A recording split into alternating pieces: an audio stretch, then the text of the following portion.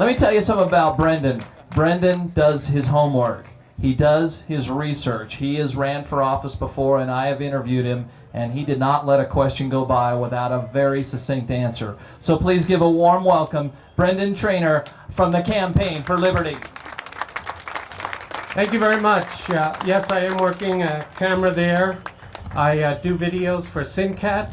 My main show is a freedom-oriented show that you may have seen. SynCat is on cable, charter cable channel 16 and digital channel 216. The main show that I do is with Liberty and Justice for All, which is a freedom-oriented show. We have did a whole series on the legislative lobbyists that John Wagner was just talking about. So if you go to syncat.org, our shows are archived. You can download them and look at them. But here today, besides being a cameraman, I'm also here to represent the Campaign for Liberty, which is the group that came out of Congressman Ron Paul's presidential campaign that stirred so much excitement in the country. He had the largest single day of fundraising of anybody. And he also had the greatest support among our troops in Iraq. Congressman Ron Paul has never lost an election that he's participated in for Congress in his district in Texas. The Republican Party tries to put Reno Republicans up against him and they fail. And the Democrats have never succeeded even after they gerrymandered his district. The primary reason why Ron Paul has never lost an election is because he's also a doctor. And he happens to have delivered a child in just about every family in his district. So they keep voting him into office. But because he's a doctor, he is entitled to speak about freedom and health care. Now, I'm also doing a series of shows on healthcare on another show on SynCat called Community First. I don't believe in community first. I believe in liberty and individuals first, but the hostess is named Lisa Stiller, and this is her show. But recently we did a show in which a psychiatrist said that healthcare is a right. Do you believe that healthcare is a right? No. Today we're here to celebrate the Declaration of Independence. And the Declaration of Independence says that governments are instituted to protect our unalienable rights. What are unalienable rights? They're rights that are not granted by government, but are granted by God or nature. They are part of our nature, and we can understand them through the use of reason. The Declaration says that we hold these truths are self-evident. So natural rights or liberty rights are self-evident rights. They're rights that protect us from other people, including the government. There are rights to basic life, so that nobody, including the government, can take our life without due process of law. Rights to liberty, which includes the liberty to acquire property, to buy and sell, and to be free from taxation, or at least oppressive taxation. Remember, the founders rebelled against a 2% tax on tea. And now, if they were fighting against taxation without representation, how do you feel about taxation with representation?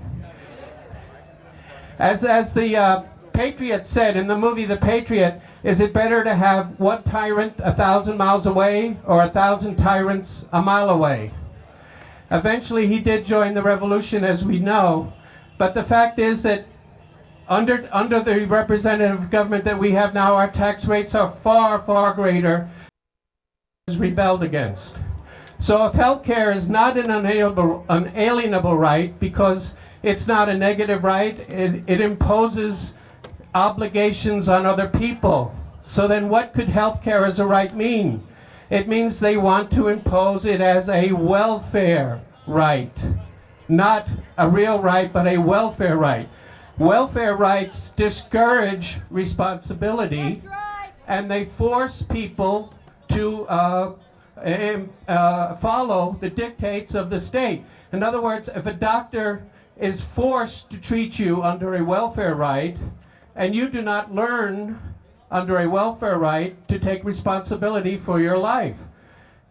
The welfare rights mean that the most able and the people that take the most care and are most responsible for themselves have to subsidize the people that take the least care and the least responsibility for themselves. Is this the kind of health care that we want?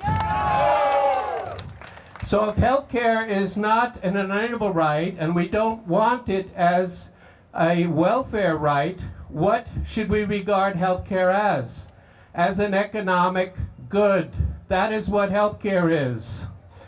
No amount of moralizing, no amount of pointing fingers and saying that so-and-so died because they didn't have insurance is going to change the fact that healthcare is bound by the same economic laws as all other goods and services.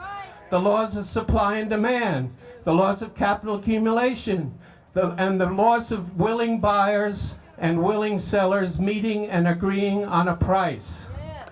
Government intervention never facilitates the ability of willing sellers and willing buyers to agree on a price. Government always interferes with that. That's why we have unemployment now, because big government has interfered with the right of willing sellers and willing buyers to agree on a price in the marketplace, and that has caused the economic dislocation.